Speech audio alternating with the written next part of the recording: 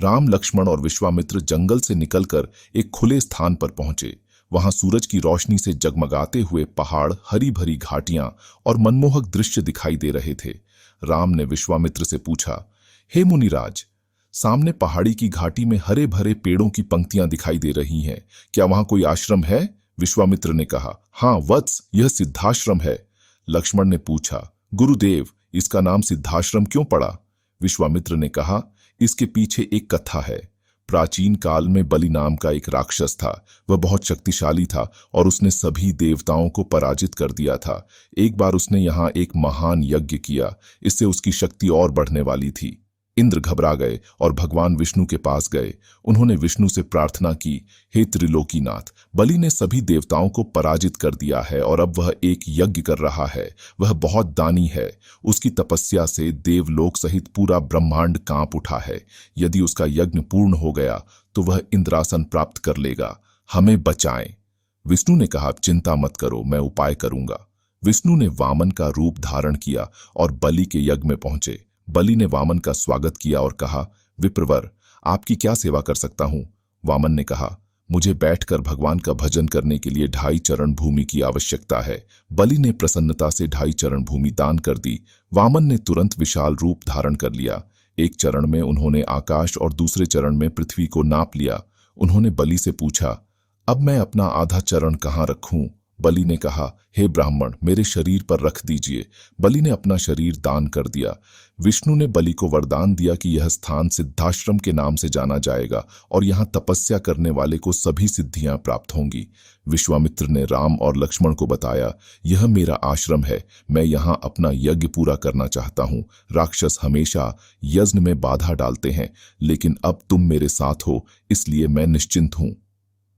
विश्वामित्र ने यज्ञ की तैयारी शुरू कर दी। राम ने विश्वामित्र को विश्वास दिलाया कि वह यज्ञ की रक्षा करेंगे और इस पवित्र प्रदेश को राक्षसों से मुक्त करेंगे।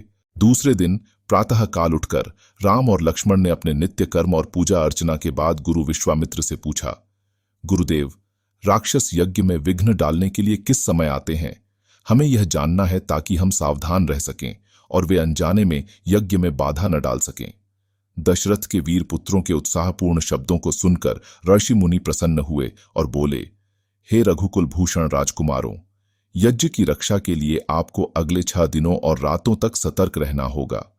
इन 6 दिनों में विश्वामित्र मौन रहकर यज्ञ करेंगे और आपके किसी भी प्रश्न का उत्तर नहीं देंगे। यह सुनकर राम और लक्ष्मण अपने शस्त्रों से लैस होकर यज्ञ की रक्षा में तत्पर हो गए।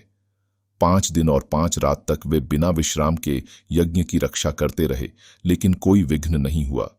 6ठे दिन राम ने लक्ष्मण से कहा, भाई, यज्ञ का आज अंतिम दिन है और राक्षसों के आने की संभावना है।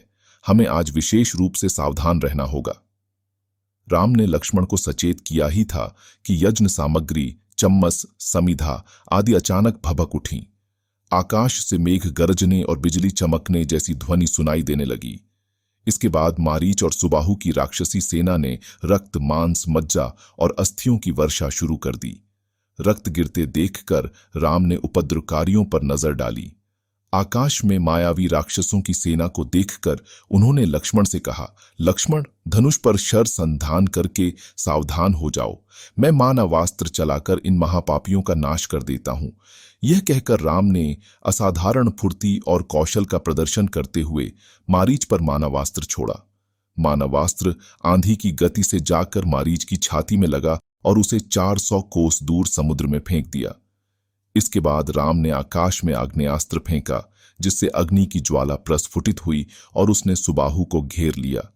इस ज्वाला ने क्षण भर में उसे भस्म कर दिया। जब सुबाहु का जला हुआ शरीर पृथ्वी पर गिरा तो एक बड़ा धमाका हुआ और कई वृक्ष टूट गए। मारीच और सुबाहु पर आक्रमण समाप्त करने के बाद राम ने बचे हुए राक्षसों का नाश करने के लिए वायव्य नामक अस्त्र छोड़ा। उस अस्त्र के प्रहार से राक्षसों की विशाल सेना ओलों की तरह भूमि पर गिरने लगी। इस प्रकार थोड़े ही समय में संपूर्ण राक्षसी सेना का नाश हो गया। चारों ओर राम की जय जयकार होने लगी और पुष्पों की वर्षा होने लगी। निर्विघ्न यज्ञ समाप्त करके मुनि विश्वामित्र यज्ञ वेदी से उठे और राम को हृदय से लगाकर बोले, हे रघुकुल कमल, तुम्हारे भुजबल और युद्ध कौशल से आज मेरा यज्ञ सफल हुआ। उपद्रवी राक्षसों का विनाश करके तुमने वास्तव में आज सिद्धाश्रम को कृतार्थ कर दिया। दूसरे दिन राम और लक्ष्मण ने गुरु विश्वामित्र जी से प्रणाम किया। आशी मुनियों से उन्हें पता चला कि मिथिला में राजा जनक ने धनुष यज्ञ का आयोजन किया है। राम ने गुरु जी से पूछा कि इस धनुष की क्या विशेषता है और इस यज्ञ का आयोजन क्यों किया गया है। आर्षि विश्वामित्र जी ने बताया कि मिथिला के राजा जनक धनुष यज्ञ का आयोजन अपनी पुत्री सीता के विवाह के लिए कर रहे हैं। जो भी वीर इस धनुष पर प्रत्यंचा चढ़ा देगा, सीता का विवाह उसी से होगा। महर्षि का आदेश सुनकर राम और लक्ष्मण भी विश्वामित्र जी और अन्य आशी मुनियों के साथ मिथिलापुरी की ओर प्रस्थान किया। मार्ग में वे अनेक प्रकार के दृश्यों का अवलोकन करते हुए आध्यात्मिक चर्चा भी करते जाते थे। इस प्रकार वे शोण नदी के तट पर पहुंचे। प्रातः वे गंगा नदी के तट पर पहुंचे। राम गंगा नदी की अद्भुत छटा देखकर भाव विभोर हो गए। उन्होंने गुरुजी से पूछा कि इस पवित्र गंगा नदी की उत्पत्ति कैसे हुई। फाइस विश्वामित्र जी ने बताया कि गंगा नदी पर्वतराज हिमालय की पुत्री है। उनकी 2 कन्याएं थीं, गंगा और उमा। गंगा अत्यंत प्रभावशाली और असाधारण दैवी गुणों से संपन्न थी। वह किसी बंधन को स्वीकार नहीं करती थी। उसकी इस असाधारण प्रतिभा से प्रभावित होकर देवता लोग विश्व के कल्याण की दृष्टि से उसे हिमालय से मांग कर ले गए। राम ने पूछा कि जब गंगा को देवता लोग सुरलोक ले गए तो वह पृथ्वी पर कैसे अवतरित हुई। आर्षि विश्वामित्र जी ने बताया कि सुरलोक में गंगा की भेंट उमा से हुई। गंगा ने उमा से कहा कि उन्हें पृथ्वी पर विचरण करने की इच्छा है। उमा ने गंगा को आश्वासन दिया कि वे इसके लिए कोई प्रबंध करने का प्रयास करेंगी। उमा ने भगवान शिव जी से प्रार्थना की कि वे गंगा को पृथ्वी पर अवतरित करने का कोई उपाय करें। भगवान शिव जी ने गंगा को अपनी जटाओं में धारण कर लिया। गंगा की धारा भगवान शिव जी की जटाओं से पृथ्वी पर अवतरित हुई। गंगा नदी त्रिपठगा इसलिए कहलाती है क्योंकि यह 3 मार्गों से बहती है, स्वर्ग, पृथ्वी और पाताल। ये कथा सुनकर राम और लक्ष्मण बहुत प्रसन्न हुए। राम भगवान की आगे की जीवन लीला सुनने के लिए हमारे साथ जुड़े रहे। जय श्री राम।